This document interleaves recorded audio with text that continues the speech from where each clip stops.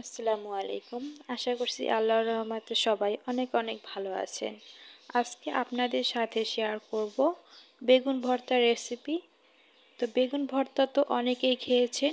আজকে আমি আমার মতো করে টমেটো ও বেগুন দিয়ে ভর্তা বানিয়ে দেখাবো।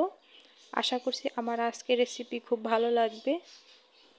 এর জন্য এখানে নিয়েছি একটা বেগুন।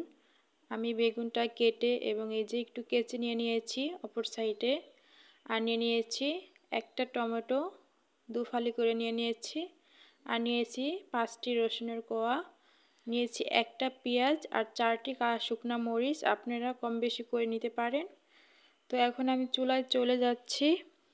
এখন প্যানের মধ্যে কিছুটা পরিমাণ তেল দিয়ে এখন মিশিয়ে নিয়ে এখন দিয়ে দিচ্ছি বেগুন ভাজার জন্য।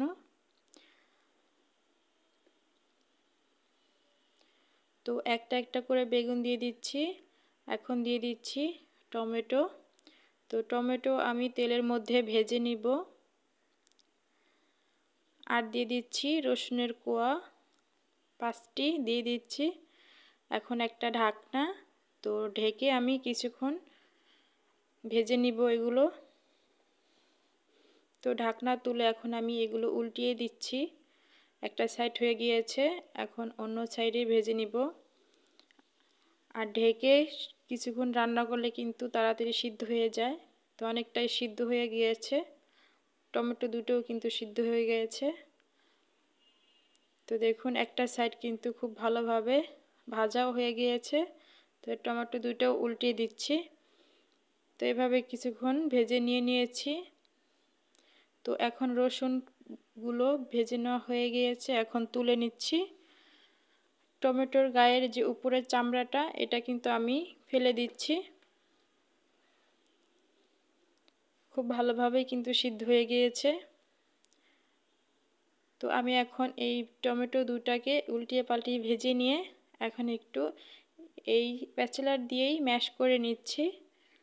এটা কিন্তু সিদ্ধ হয়ে নরম হয়ে গিয়েছে, তার কারণে এই যে সহজেই কিন্তু ম্যাশ করে নেওয়া যাচ্ছে। তো ম্যাশ করে নিয়ে এই যে ভিতরে যে একটা পানি থাকে, পানি ভাব, এটাকে একটু টেনে নিব। এখন বেগুনগুলো কিন্তু সেম এভাবেই ম্যাশ করে নিচ্ছি।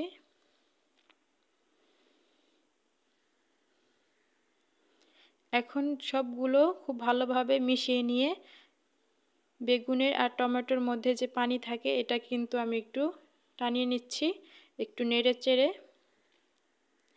তো হয়ে গিয়েছে, এখন আমি এগুলো নামিয়ে নিব। তো এখন এই যে এখানে আমি লবণ নিয়েছি স্বাদ অনুযায়ী, আর মরিচগুলো কিন্তু আমি আলাদাভাবে ভেজে নিয়েছি। তো এখন এই মরিচগুলো খুব ভালোভাবে এই যে মেখে নিচ্ছি লবণের সাথে। আর দিয়ে দিচ্ছি পরিমাণ মতো তেল। তো এখানে সরিষার তেল আমি 1 টেবিল চামচ পরিমাণ ব্যবহার করেছি, আপনারা চাইলে কম বেশি করে নিতে পারেন। তো এখন আমি এই যে রসুনের কোয়াগুলো কিন্তু একসাথেই খুব ভালোভাবে মাখিয়ে নিচ্ছি। এখন পেঁয়াজগুলো খুব ভালোভাবে আবারও মেখে নিতে হবে।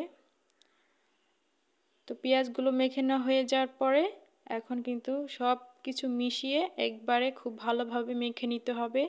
আর এই মাখানোর মধ্যেও কিন্তু ভর্তার স্বাদ আরও বেড়ে যায়। খুব ভালোভাবে মাখিয়ে নিতে হবে। হাতে মাখানোর যে কোনো জিনিসই কিন্তু খুব ভালো টেস্ট হয়, খেতে খুব ভালো লাগে। আর এই ভর্তাটা কিন্তু গরম ভাতের সাথে খেতে অসাধারণ লাগবে। একবার হলো ট্রাই করে দেখবেন। তো এই ভর্তাটা কিন্তু গরম ভাতের সাথে, তাছাড়া রুটি পরোটার সাথেও কিন্তু খেতে খুব ভালো লাগবে। তো আমার আজকের রেসিপি দেখতে কেমন হয়েছে অবশ্যই কমেন্ট করে জানাবেন। এমন মজার মজার ভিডিও পেতে আমার চ্যানেলটি সাবস্ক্রাইব করে আমার পাশেই থাকবেন। সবাই অনেক বেশি ভালো থাকবেন, সুস্থ থাকবেন। আজকের মতো এই পর্যন্তই। আল্লাহ হাফেজ।